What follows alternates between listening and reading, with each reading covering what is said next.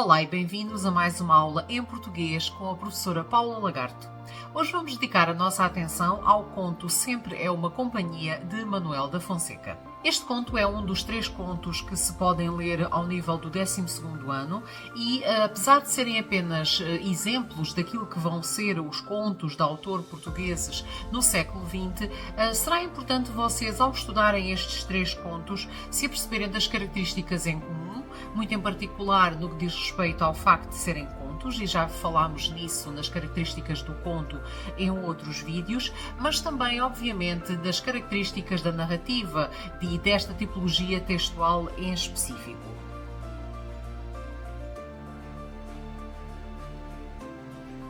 Para começar, e para vocês também perceberem um pouco o contexto político em que estes autores vão acabar por desenvolver a sua produção literária, importa referir que nos estamos a situar mais ou menos ali na década de 1940 e, para alguns, obviamente, vocês vão associar já a época da ditadura de Salazar. Portanto, é uma altura aqui em Portugal e não só, também em Espanha, por exemplo, vivemos numa alguma agitação social e política e que acaba também por influenciar a literatura da época.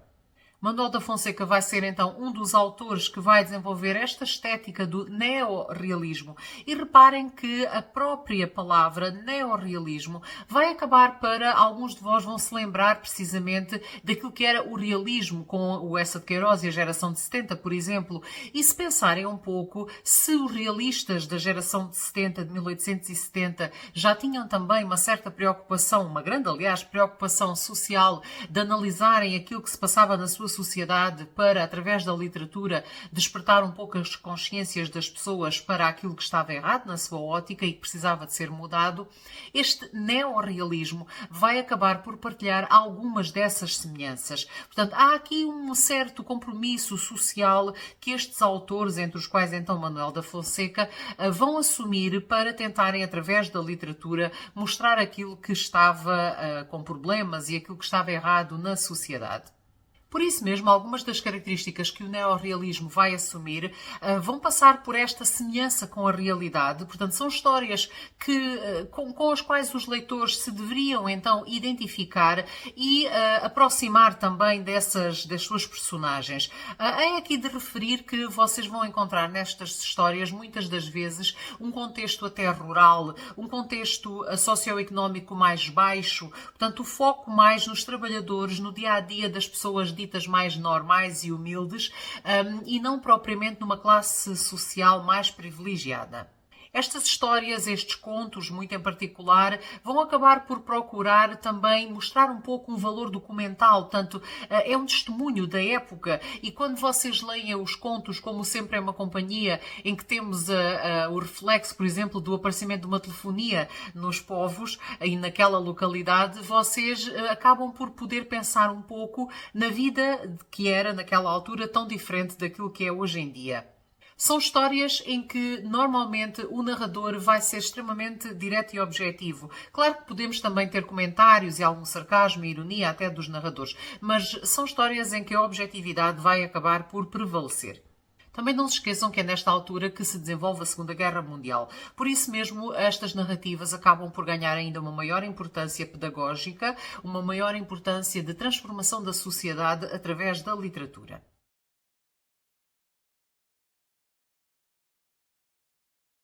Quanto a Manuel da Fonseca em si, ele atravessa muito do século XX, portanto nasce em 1911 e morre em 1993 e acaba por se assumir como um dos grandes escritores então do século XX português.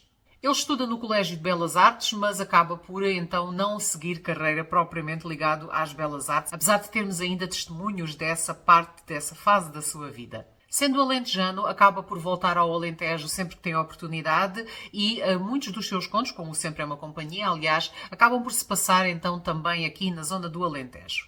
Era membro do Partido Comunista Português e talvez por isso também há ali uma vontade clara nos seus textos de promover as lutas do povo contra as injustiças, contra as desigualdades sociais que eram visíveis e muito, sobretudo, destacadas nas duras condições de vida dos trabalhadores rurais no Alentejo.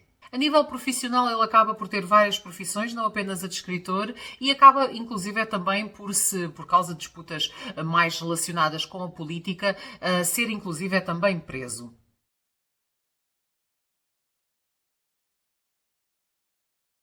Seja como for, é como uma das principais figuras da estética neorrealista em Portugal que Manuel de Fonseca acaba por se assumir na nossa literatura.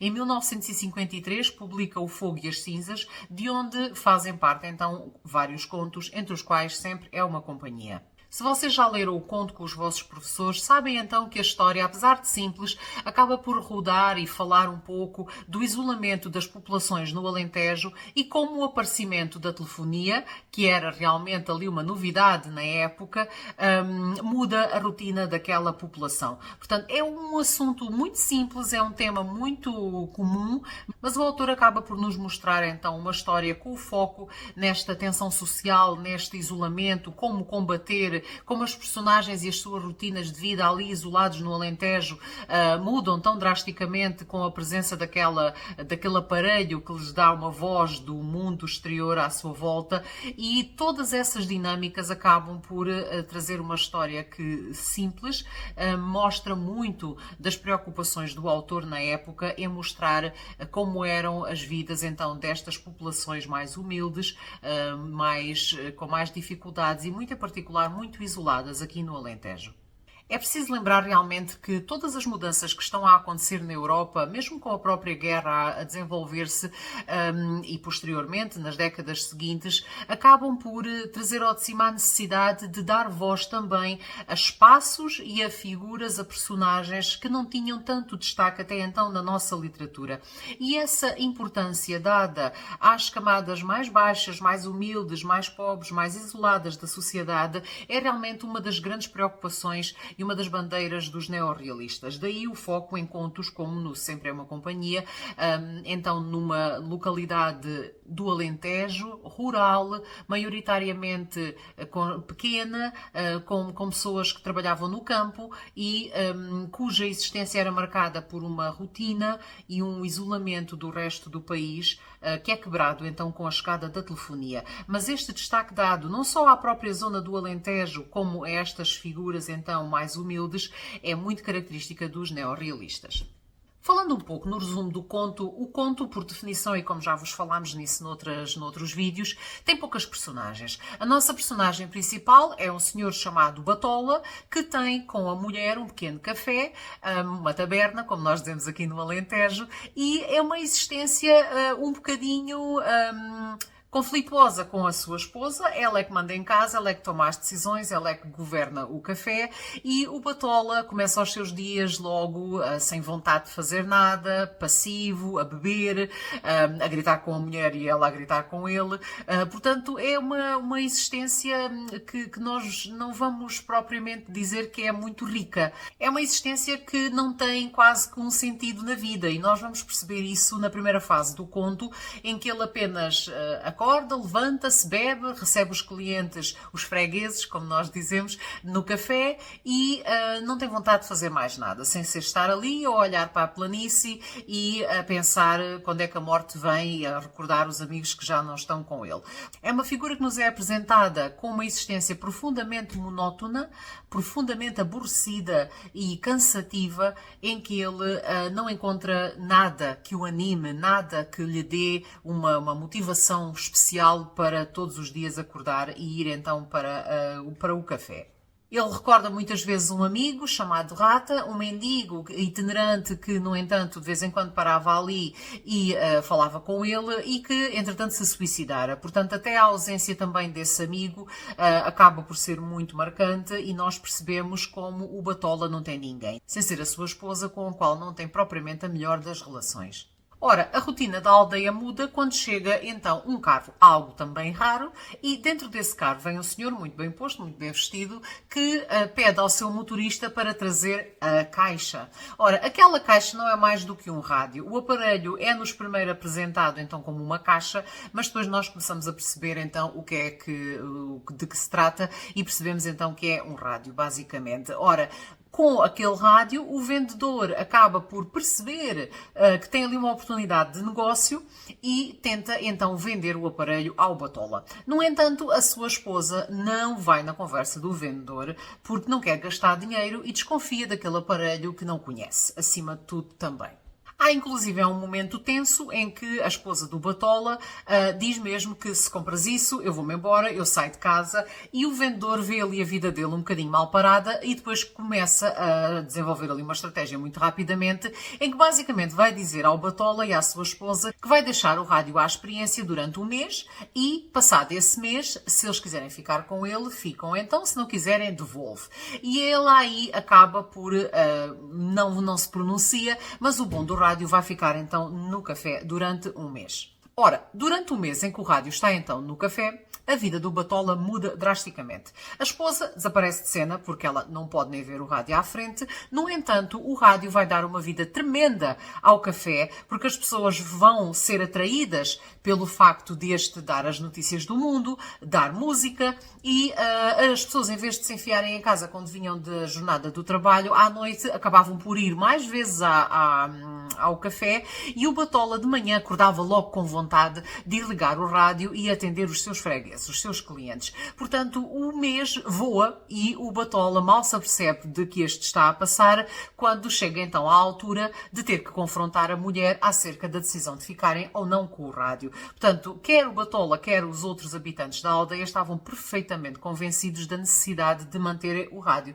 porque as suas rotinas tinham ganho vida completamente. A esposa do Batola, que até então não se tinha mais pronunciado, vai terminar o conto precisamente a dizer: olha, talvez não seja má ideia, ou se tu quiseres, vamos ficar com o rádio. Sempre é uma companhia. E é daí que vem o título do conto. Ora, e acaba ali. Portanto, o conto tem um final muito brusco, muito abrupto, como a maioria dos contos, aliás.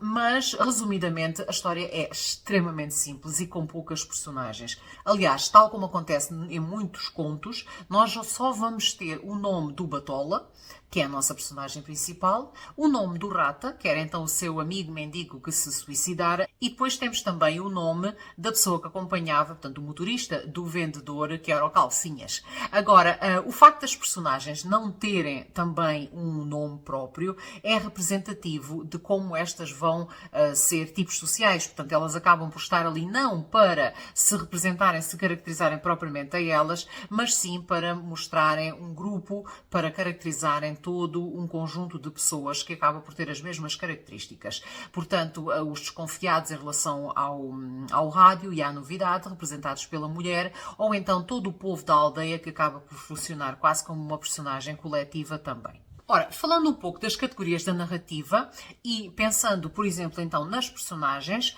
vocês vão ter como personagens mais importantes da ação, decididamente o Batola e também a sua esposa. Eu diria que entre os dois o Batola tem um papel de destaque, mas a sua esposa vai ser realmente também importante pela dinâmica que desenvolve com ele e também pela alteração do seu comportamento. Depois temos então os homens da Alcaria, a aldeia em que se passa a ação, o Rata, de que acabei então também de falar, o mendigo que suicida, e naquele momento ali da ação em que nos é trazida a rádio, o aparelho, então o vendedor e o seu motorista.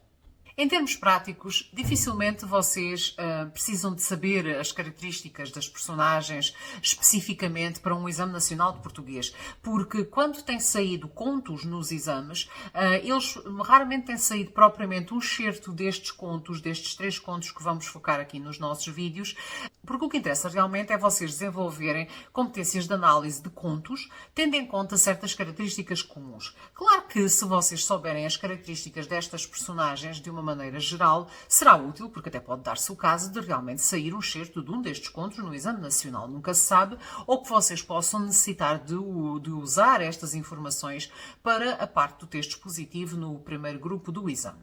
Genericamente, o Batola é então um homem que nos é descrito como sendo um homem de estatura média, um homem que bebe muito e que quando bebe fica agressivo com a mulher, um homem que não tem motivação propriamente para viver, para acordar e ter uma vida dinâmica e ativa e que tem então aquele café, aquela venda, como nós dizemos aqui no Alentejo, com a sua mulher. É claramente um homem frustrado, um homem que não vê sentido na vida e que acaba por descarregar então isso também na relação com a esposa. Por seu lado, a mulher do Batola é uma mulher que nos é descrita, apesar de não ter nome, como uma mulher forte, de olhos negros, trabalhadora, determinada, e que, reparem, o facto de ela não ter nome acaba por mostrar um pouco que o foco não vai ser ela, mas sim o marido, e ela está ali mais para ser sua coadjuvante ou oponente, dependendo das circunstâncias, mas mais oponente, e o narrador não quer focar-se nela. Seja como for, ela vai acabar por mostrar então uma evolução da sua personagem ao aceitar o rádio no final. Ela com o marido tem uma relação difícil, porque percebemos então que ele, quando bebe demais, lhe bate, é agressivo com ela, e depois então com aquela questão do aparelho da rádio, ela acaba por entrar em ruptura com o marido e se sacrifica, eu vou-me embora. Ela não vai, mas realmente há ali um momento mais tenso entre os dois. Não parecem realmente existir sentimentos de grande afeição, de grande amor entre este casal, que no entanto acaba por depois no final percebermos ali um equilíbrio com a aceitação da rádio. A figura do Rata acaba por ser ali uma figura algo simbólica daquele isolamento e daquele marasmo em que muitas das personagens viviam, porque ele era um mendigo. No entanto, ele andava por várias localidades e ao andar por várias localidades, quando regressava à Alcaria, acabava por trazer essas novidades também ao Batola e partilhá-las com ele e com os outros na venda, no café. Portanto, ele acaba por trazer ali algum dinamismo à vida do Batola, mas depois a doença e o isolamento acabam por o levar ao suicídio e lá se vai a companhia também do Batola, que fica ainda mais deprimido e ainda mais isolado e solitário. Quanto aos homens da Alcaria, são acima de tudo trabalhadores rurais, cuja vida se insinua que é uma vida muito difícil, que são tratados quase como gado, ou seja, que só servem para trabalhar e não levam uma vida feliz, é apenas sofrimento. E o café do Batola acaba por ser ali um ponto de encontro, que quando, em vez de irem para casa logo depois da jornada de trabalho, quando o rádio aparece, eles acabam então por confluir para a venda do Batola e ali confraternizarem. Já o vendedor que aparece com a rádio é claramente uma figura oportunista, interesseiro, que tem muita lábia, como nós dizemos aqui. Portanto, ele consegue dar a volta e perceber a situação para não perder aquela venda da rádio e adapta-se com muita facilidade quando percebe a adversidade por parte da esposa do Batola. Portanto, ele acaba por ser manipulador e muito oportunista. Um fator muito importante é vocês lembrarem da questão da evolução das personagens. Estas personagens estão claramente modeladas. Todas elas acabam por mudar com o aparecimento da rádio. Portanto, todas elas acabam por sofrer algum tipo de transformação na sua maneira de ser ou na maneira como se apresentam e se relacionam com os outros por causa do aparecimento do aparelho. Portanto, isso é importante aqui porque é esse o foco principal aqui do nosso conto em termos de moral. Portanto, não se esqueçam que os contos normalmente têm essa função pedagógica ou didática em que se pretende ensinar ou chamar a atenção para qualquer coisa. Portanto, e aqui claramente o foco vai ter a ver com, por um lado, primeiro mostrar o isolamento em que estas populações viviam e depois como aquele pequeno aparelho acaba por ser uma voz do mundo e também uma ligação com o exterior que dá uma nova vida a todas aquelas pessoas. Quanto ao espaço, temos a localidade de Alcaria, no Alentejo, portanto, um meio pouco desenvolvido, um meio isolado, uma pequena aldeia onde se vai destacar então a venda do Batola. Portanto, o café do Batola, que vai ter ali um foco principal no que diz respeito aos espaços. Quanto ao espaço social ou sociopolítico até, vamos pensar em termos de décadas, mais ou menos então a década de 1940, um espaço isolado, um espaço com dificuldades económicas e um espaço marcado por pobreza, por um grande atraso cultural e por uma monotonia e uma rotina associada às lides do campo. O espaço psicológico mostra-nos um narrador omnisciente que conhece os pensamentos e os sentimentos das suas personagens e que alterna então dois grandes momentos no conto. O primeiro momento, marcado por esse marasmo, essa monotonia, essa apatia da maioria das personagens, e depois um segundo momento marcado por um dinamismo e uma nova vida que a telefonia, a rádio, acaba por trazer à vida de todas as personagens do conto. Quanto ao tempo, historicamente estamos na época da Segunda Guerra Mundial e não se esqueçam, no entanto, que tal como o espaço tem diferentes subcategorias, chamemos-lhe assim, também no tempo, vocês podem pensar no tempo histórico da época em que a ação se passa, mas depois vão ter também pequenas indicações do tempo real, do tempo físico em que as coisas estão a acontecer. Por exemplo, temos a questão do mês que passa, um mês que, no entanto, é resumido, portanto, nós temos aquele mês muito condensado, mas depois temos referências às manhãs e a outras pequenas referências temporais que aparecem no conto. No entanto, a categoria do tempo não é de todo a mais desenvolvida neste conto também.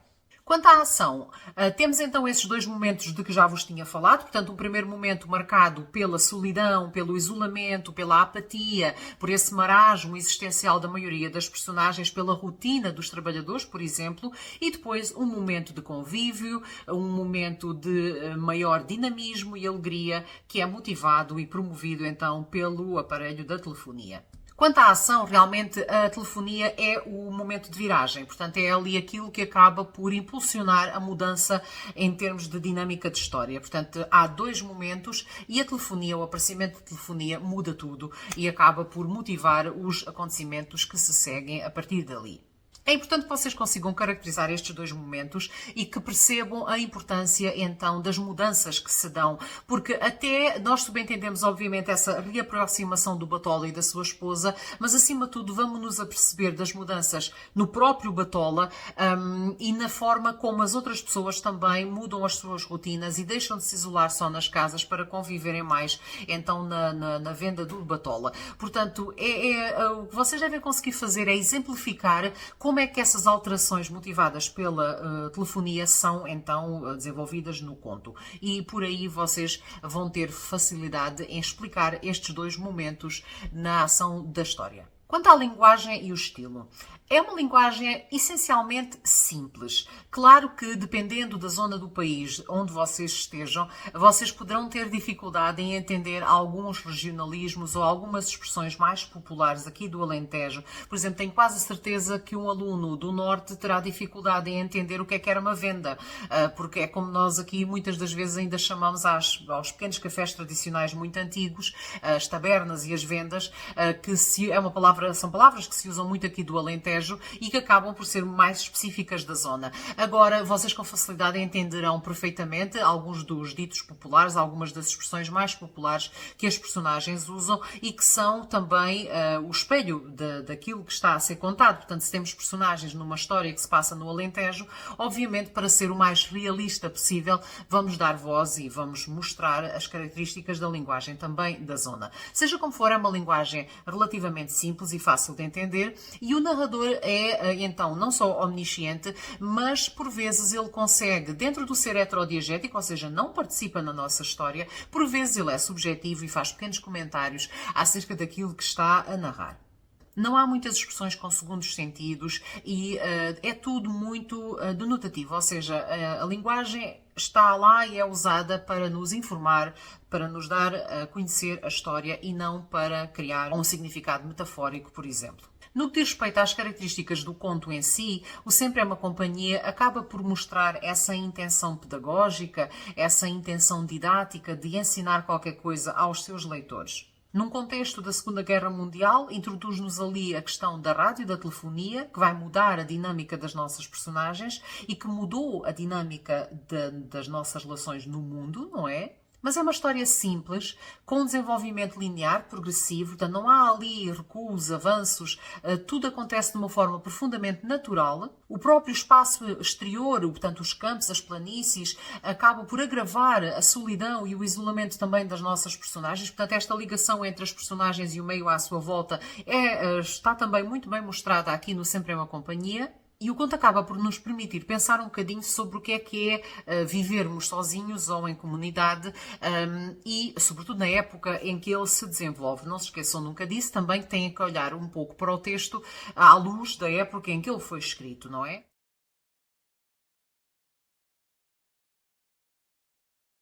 Resumindo, vocês vão encontrar aqui alguns quadros, algumas tabelas com informação que sintetiza um pouco tudo aquilo que eu estive aqui a dizer. Agora, para falar brevemente sobre o essencial de Sempre é uma Companhia, relembro. Pensem que é um conto neorrealista e que a intenção dos neorrealistas é não só dar voz às camadas mais humildes da população e às dificuldades das pessoas mais pobres também e mais isoladas, como muito em particular mostrar as dificuldades destas pessoas, pessoas destas zonas mais isoladas do país, onde era difícil haver uma motivação para viver, para quebrar a rotina. E o Sempre é uma Companhia, através da personagem do Batola e o seu comportamento antes e depois da telefonia e a própria dinâmica também da aldeia de Alcaria, antes e depois da telefonia, mostram-nos de uma forma prática, clara, simples e direta como uma coisa tão simples pode mudar e dar motivação para estas populações e estas personagens se desenvolverem com mais ânimo e quebrar então aquela rotina. Portanto, é um texto com uma linguagem simples, com uma progressão linear, muito direta, com um narrador que não participa na ação, mas conhece muito bem as suas personagens, o que elas estão a pensar e a sentir, e que de vez em quando vai comentando aquilo que se passa. Passa-se então na localidade de Alcaria, no Alentejo, com trabalhadores rurais que levam uma existência difícil, marcada por rotinas e muito isolada e deprimida. E aquela presença então da telefonia muda tudo e dá uma vida nova àquele espaço. Portanto, é um conto que pretende fazer as pessoas pensarem um pouco sobre a condição humana, a existência humana no meio destas adversidades todas, mas de uma forma simples, com poucas personagens e uma linguagem predominantemente direta e fácil de entender. Este é então um dos 3 contos que se podem ler e analisar à luz da temática dos contos de autor portugueses no 12º ano. Obrigada pela vossa atenção e até uma próxima aula em português com a professora Paula Lagarde.